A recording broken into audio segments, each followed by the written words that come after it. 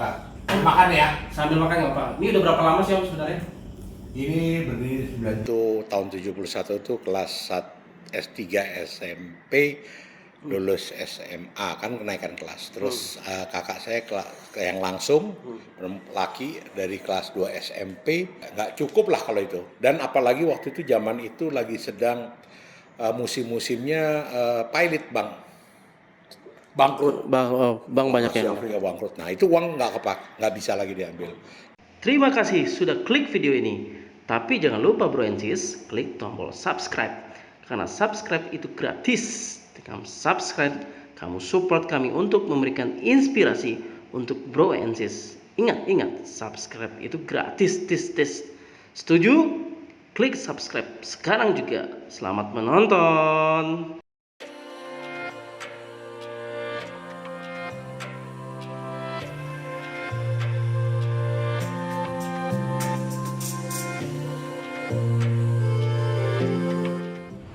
Welcome back Rumah Inspirasi TV. Hari ini membahas tentang otomotif. Kita ketemu dengan Juragan. Juragan apa namanya bro? Namanya siapa? Om siapa ayo? Om Poko. Om Poko. Ayo ikutin kita guys. Check it out. Assalamualaikum.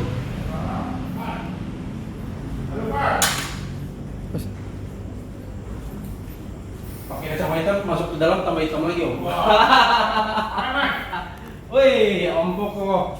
Makan apa Om? Kali gaduh-gaduh lah. Ya, mantap Om Poko. Izin duduk ya Om? Ya, silakan. Nggak makan? Udah makan? Ya, oke. Biasa diajak Juragan. Siap. Jadi guys, kita lagi di garasinya Om Poko ini guys. Di daerah Jakarta Selatan. Di depan Kokas ya Om? Ya, bukan makan. Makan ya? Sambil makan nggak Pak? Ini udah berapa lama sih Om sebenarnya? Ini berdiri 93. 93. Tapi dirubah, saya renovasi kira-kira 3-4 tahun yang lalu.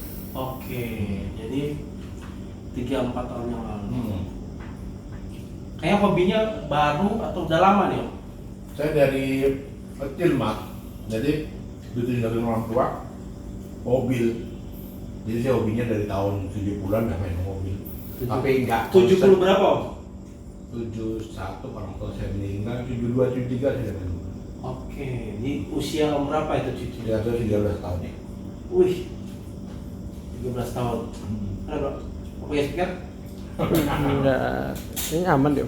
Aman? 13 tahun, udah tinggal kedua orang tua atau Iya, itu tahun 71 saya tinggal orang tua. dua-duanya? Dua-duanya tabrakan naik mobil juga. Innalillahi. Oke. Nah, biar bisa survive Om di usia 13 tahun Om, gimana caranya itu? Misalnya cari duitnya, Kita sedih nih jadinya ya. ya. Ya ini buat inspirasi teman-teman kan. Kebetulan channel YouTube kita Rumah Inspirasi TV Om. Alhamdulillah. Jadi Apa biar kita pindah tempat apa di sini aja? Om makan dulu, kita sholat, kita pindah Ya. tempat. Oke, siap Oke. ya. Thank Iya you, ya. siap. Oke. Sholat dong. Iya. Sejarah Om Poko 13 tahun, usia 13 tahun Om Poko harus berjuang tanpa orang tua untuk survive. Ya. Jadi saya kan berkeluarga empat orang. Kakak saya waktu itu tahun 71 itu kelas 1 S3 SMP, lulus SMA kan kenaikan kelas. Terus kakak saya yang langsung laki dari kelas 2 SMP ke kelas 3 SMP. Saya kelas 1 SMP naik ke kelas 2. Adik saya paling kecil TK masuk SD. Nah, kejadiannya tabrakan tanggal 20 Desember 71. Meninggal sekaligus dalam usia 36-37 orang tua saya. Masih muda sekali Om. Banget, masih muda banget. Nah, Di daerah mana Om? di Cirebon tabrakannya. Nah, tabrakannya. Nah, saya lagi posisi lagi pergi juga ke Bali sampai pulang. Bingung. Bingung ya? Bingung mau ngapain gitu. Saya berempat nggak ada orang tua. Sampai akhirnya ya kita jalanin aja hidup. Sekolah tetap sekolah, cuman pindah geser. Karena nggak kuat lagi kita bayar sekolah dulu kan sekolah inilah favorit ya di Tarakanita, kakak sayanya di PL, kakak saya juga di waktu itu di BSKD, pokoknya akhirnya kita pindah ke negeri semua, geser. Yang penting bisa sekolah. Akhirnya kuliah juga sempat. Kuliah sampai semuanya akhirnya semua sampai S2. Itu panjang nanti. Tapi kan waktu urusan di SMP ini buat hari-hari yang susah. Dari mana Om? Kita pertama masih waktu itu peninggalan orang tua saya nggak banyak uangnya.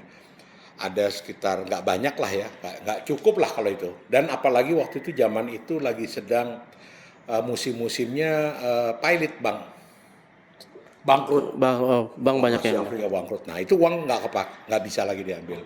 Nah saya disisakan 2 mobil sama orang tua, satu Fiat, satunya Holden. Nah saya kalau rusak saya harus benerin sendiri. Nah kalau untuk makan saya biasanya berjual makanan karena orang tua saya tuh jago masak, ibu. Jadi nurunin gitu. Jadi kita bantu masak, bikin sate, bikin buat tetangga atau buat seorang. Nah waktu zaman itu gitu. Nah kalau terpaksa harus kita bayar uang sekolah. Kalau setiap bayar uang sekolah, tandanya kita makan sebulan hanya bisa sekitar 2 mingguan. Sisanya kita puasa aja. Nah, satu-satu jalan karena nggak ada uang. Yeah. Nah, tapi akhirnya diarahnya ke sebelah sana ya. Akhirnya kita bisa hidup sendiri tuh dengan berjualan. Nah, terus saya karena bisa sedikit-sedikit betulin mobil, akhirnya karena mobil sendiri, jadi ada teman-teman yang mobilnya rusak, kayak selingkuh, itu saya kerjain sendiri. Awal mulai itu. Awal. Iya. Jadi, nah uang ada aja, teman-teman bantuin, yang teman-teman lama, makanya temen itu lebih daripada saudara, ya. Kalau kita, karena nanti di akhirat pun nanti yang dicari adalah teman. Ya, jangan lupa itu. Di Al-Quran dijelaskan bahwa ya teman yang baik akan mencari kita. Betul. Nanti ya. Oleh sebab itu saya banyak dibantu sama teman-teman.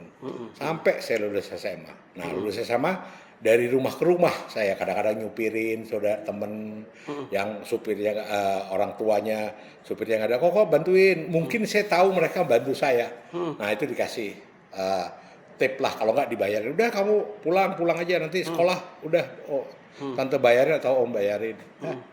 Sampai tuh lulus SMA langsung kerja di mana Om? saya di plat merah Mas di waktu itu PNS. PNS bukan karena PNS waktu itu saya ngantarkan surat ke kantor bapak saya lama. Suratnya itu permohonan supaya karena rumah dinas supaya saya nggak diusir. Oke, ngerti. Itu dia masuk, waktu itu salah satu dirjennya di sana orang petinggi sana bilang, kamu kerja apa sekarang? Baru mau kuliah. Udah kamu naik aja ke atas. Ngapain? Saya bilang naik aja ke atas. Akhirnya saya disuruh kerja di situ jadi honorer. Jiwa saya nggak bisa. Saya pikir saya buka bengkel di rumah untuk cari tambahannya itu saya karena waktu itu honornya cuman 3.000 perak kalau nggak salah. Rokok Marlboro udah 500 perak. Saya ngerokoknya Marlboro waktu itu. Jadi hanya buat seminggu. Jadi saya harus cari tambahan. Nah, tambahannya itu saya sering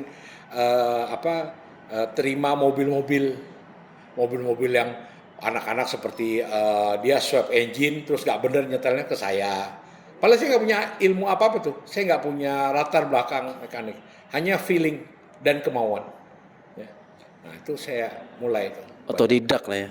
Ya, sangat otodidak. Sampai ngechat ngapa-ngapain saya bisa sendiri. Oleh sebab itu begitu mobil seorang tua saya meninggal udah nggak bisa lagi karena Eropa ya. Akhirnya saya jual.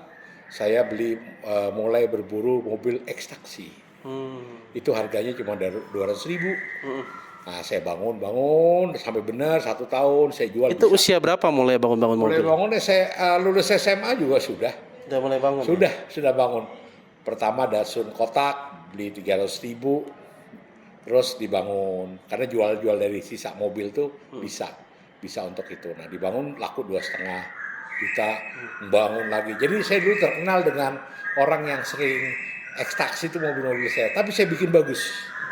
Sayang zaman dulu nggak ada Taksi itu Ford dulu ya? Bukan. Atau Saya ambilnya khusus Nissan sama Nissan saya ngambil. oh makanya sampai sekarang suka Nissan ya? Karena dulu Ya nggak sengaja aja gitu. Nissan tuh saya bongkar sendiri, apa-apa sendiri. Jadi kita anak muda bukan karena terus kita nggak punya uang, terus kita nggak punya penghasilan, terus jadi minder, nggak boleh. Nah, sekarang juga bisa, ekstraksi masih banyak, nggak usah ekstraksi. Sampai sekarang pun saya kalau mobil bangke itu saya suka banget gitu. Ya. Buat bangun ya. Iya, saya bukan karena makainya loh, saya prosesnya loh mas. Ya. Ini dulu kalau orang lihat nggak ada yang mau nih mas di mobil, Iya. bangke. Oke. Tapi saya suka gitu. Saya lebih suka banget suka tuh sampai nggak bisa tidur kalau lihat bangke daripada mobil baru. Aneh ya? Bukannya lebih susah restorasi bangun itu, Om? Itu prosesnya mas. Pembelajaran kita itu di situ. Mungkin karena Om sudah dari SMA-nya itu udah biasa, jadi ini kayak ya gampang gitu. Ya gini soalnya, saya waktu dulu tuh kalau cari spare part tuh ke Asem Reges, ke Tanah Abang, Bukit, ya itu mereka kalau saya masuk udah angkat tangan semua, kenal semua dari ujung ke ujung. Itu bisa saya utak-utik sendiri. Itu sebetulnya hanya keinginan aja sama mau capek aja, ya. Bukan kalau mesin, umpamanya nggak tahu mesin, ya nggak apa-apa, nanti buka aja bongkar, tapi jangan lupa bawa koran, kalau dulu koran, ditulisin nomor 1, 2, 3, diurut. Itu nanti kalau susah, nanti ada umpamanya dinamo aja dibuka. Nanti ketahuan tuh, leleh, oh ini rusak nih, entah arengnya, entah diganti, balikin lagi nanti, pasti bener. Ya.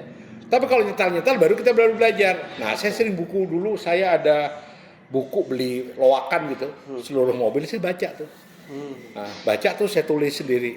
Akhirnya saya lebih bisa ngajarin montir otodidak yang konvensional daripada saya ajarin mereka. Karena mereka dulu kalau nyetel klep aja 1, 2, 3, 4, 5, 1. Kalau saya enggak, udah langsung 1, 2, 3 lompat hanya 2 kali putar selesai. Karena saya baca buku. Terus cara-caranya saya baca buku. Jadi betul-betul otodidak banget gitu. Dan terus saya kuliah, nggak ada latar belakang masalah mesin, nggak ada. Saya ambil SDM sama pemasaran, udah. Tapi PNS ini sampai pensiun? Sampai pensiun 60 tahun. Jadi saya bekerja PNS 40 tahun persis. Jadi umur 20 sampai 60. Di kementerian apa, Om? Adalah, nggak enak lah. Tapi orang tahu pasti anak buah saya, oh itu nggak enak lah mas. Nah sejak itu saya berkiprah di kantor dan orang banyak iri karena saya pasti mobil saya bagus-bagus.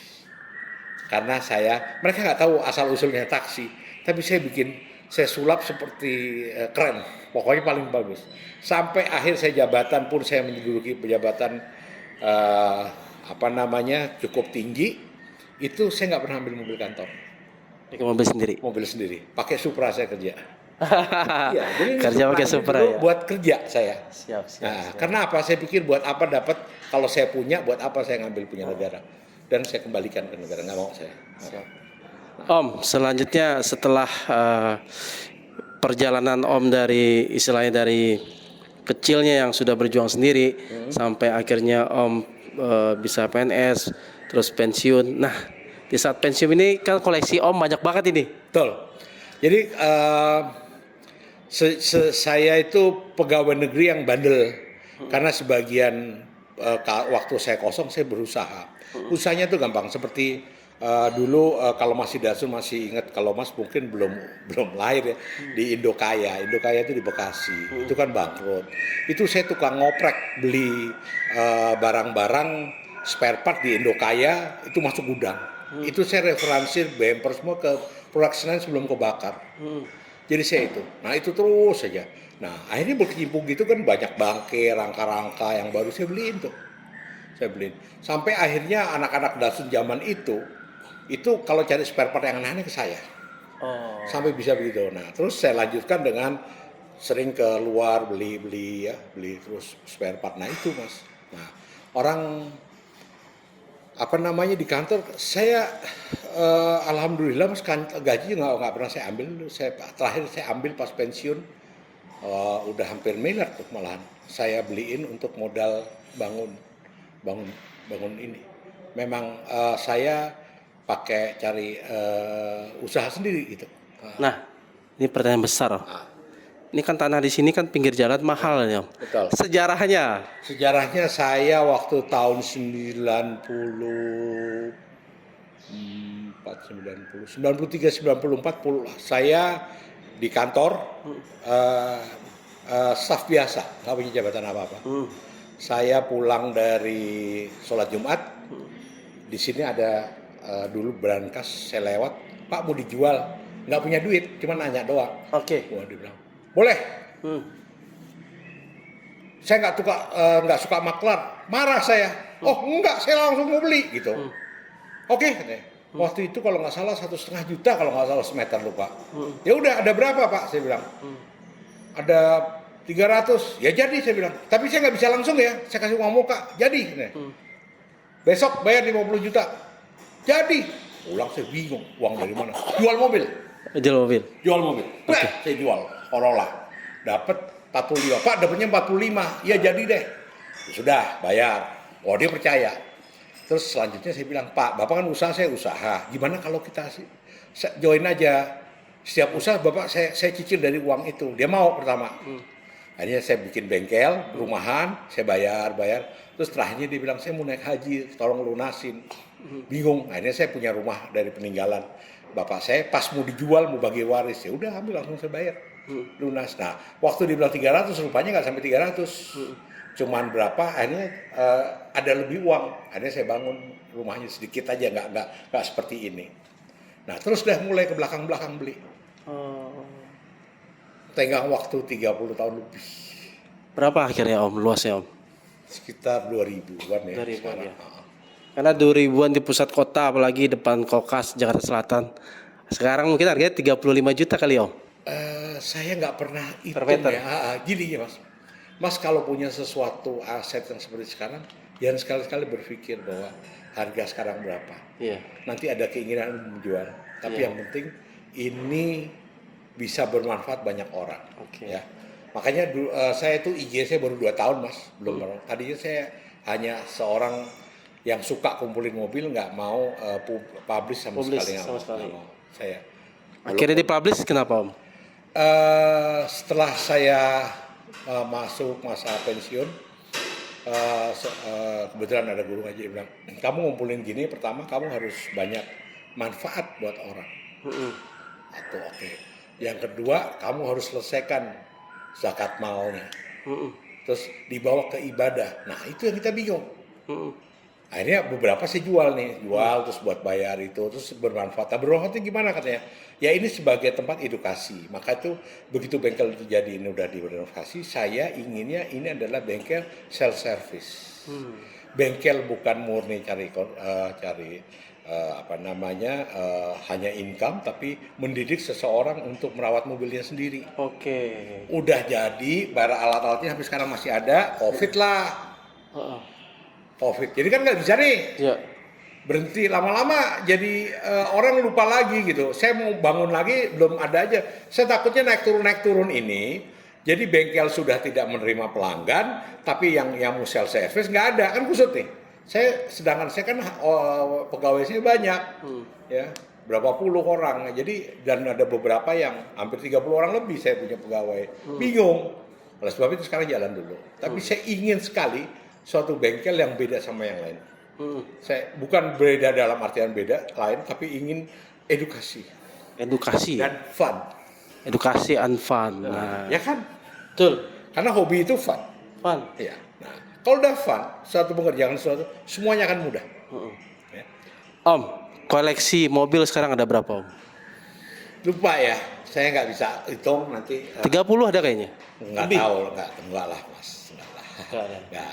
Kita jangan hitung kuantitinya, tapi kualitasnya aja. Iya. Ya kan? Nah sekarang belakang-belakang ini banyak saya lepas karena saya pikir gantian lah. Seumur saya nggak baik kalau sampai dibawa mati gini. Iya. Oleh sebab itu saya jual, saya bilang jual sebagian lagi buat kebahagiaan keluarga, sebagian lagi saya banyak infakan. Karena saya nanti matinya mau naik Supra juga di akhirat. Orang-orang jalan kaki naik kambing nggak, saya pengen naik Supra juga, ya nggak? Iya. Saya titipin aja mobil-mobil itu, saya berangkatin duluan, ya nggak? Jadi Info dari Eropa ke Jepang itu kenapa Om? Saya dulu Eropa ya Mas ya, Mercy saya lumayan banyak semua yang sport-sport. Cuman gini loh, Apa pembedanya? saya nggak pernah jadi besar Mas di Eropa. Karena saingan orang kolektor Eropa tuh udah puluhan tahun sebelum saya. Dan biasanya turun-temurun ya. Mas saya punya Eagle CL yang lama atau S yang lama. Orang mereka punya Goldwing, selesai kita hidupnya udah. Yang nggak kejangkau sama kita. Bukan kita nggak kejangkau, kita jangkau dan susah dan dari awang-awang. Terus satu lagi modifikasinya, nggak bisa kita kayak Jepang akal-akalan, ya. Bukan artinya Jepang akal-akalan, tapi ada persamaannya. Orang Jepang tuh lebih, maaf ya, bukan lebih pintar dari Eropa, tapi dia ini Supra nih, sama Crown, Aristo, iya. gitu loh. Kalau Mercy nggak ada. Nah kan cilaka. Nah terus satu lagi modifikasinya luas Mas, ya. Kalau mobil Jepang mau modifikasi apa dari mulai pelek, mesin, luas banyak macam-macamnya dan terjangkau. Nah, Kalau Eropa susah. ya kan umpamanya Mercy mesti Brabus, AMG, Carson. Itu kan masih beli tahu sendiri bisa jual rumah kita beli itu.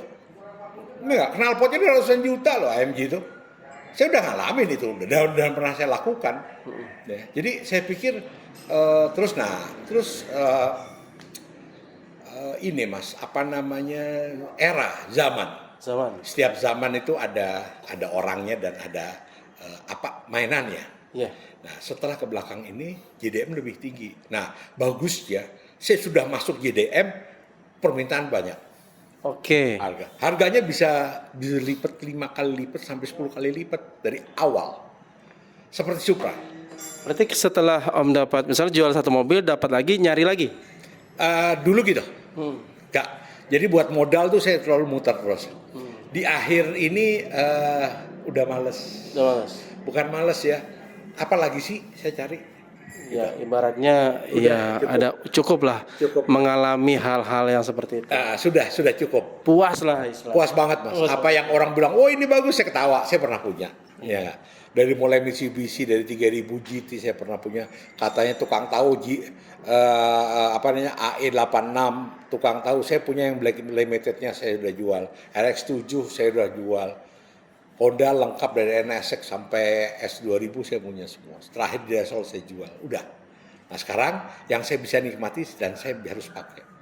Jadi saya mungkin hanya konsen di Supra sama GTR saja sudah. Jadi dua itulah ya Om. Sisa adalah dikit-dikit seperti TA1 pegang.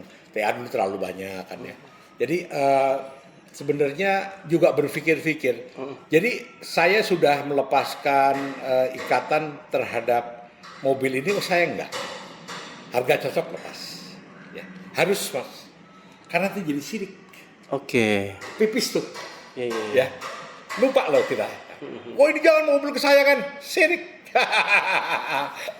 Ya, biasa aja ya. Jadi mencintai sesuatu itu jangan terlalu berlebihan. Gak berlebihan. Senang dirawat secara baik, diatur secara baik, tapi nggak boleh selalu, oh jangan dong ini kan, wah apalagi udah ngomong sejarah, ngapain? Ya. Sekarang kita ngomong soal dulu dari Excel lengkap sekali, tapi sekarang sudah. Ya. Om mau nanya Om, bagaimana mempertahankan passion Om, terus semangat Om tetap sampai saat ini fun, happy, terus punya gue bisa mengerjakan yang lebih dari yang lain dan bermanfaat bagi yang lain gitu. Gini Mas, itu pertama Tipsnya. Prinsip dulu. Prinsip saya itu coba Mas perhatiin mobil saya, nggak ada yang klasik banget nggak. Saya ikutin zaman yang saya indah dilihat. Ya, Mas lihat maaf ya. Ini kalau orang-orang pakai, kenapa Mas tanyakan warna yang gelap full seperti TE 37. Saya suka 37. Cuman saya selalu ada shiny-nya. Karena apa? Buat keindahan. Dibilang orang tua yang suka, nggak apa-apa. Tapi 3-4 semua rata-rata saya selalu ada shiny-nya ini. Apa? Mobil sekarang kan tidak ada vernacle-nya. Dia harus umpamanya lebih menarik. Dia harus ada apa namanya yang mengkilat dikit lah gitu ya. Jadi saya tetap ketemu anak-anak muda juga suka mereka karena selera saya alhamdulillah mereka masih nyambung. Nggak lekang di zaman ya. Ya, karena kita juga nggak boleh, wah gua klasik nih mesti gini, biarin jelek, yang penting asli. Oh iya, oke. Ada orang-orangnya. Kalau saya moderat lah, ya nggak? Klasik moderat, ya nggak? Iya. Klasik mobil baru saya nggak suka, mobil lama banget juga, bukan nggak suka, terlalu nggak enak loh. Iya. Ya. Jadi moderat lah saya. Iya. Oke Om, terima kasih. Nanti kita masuk sesi keduanya Om. Siap. Kita mengulik mobil. Siap. Oke, Bro Ensis, jangan lupa subscribe channel YouTube Rumah Inspirasi Navi. Dan Om, boleh tahu Instagramnya Om? Bengkel_Pramus. Oke, follow ya Instagram Om ini. Thank Banyak you. informasi mobil-mobil yang ciamik. Cekidot.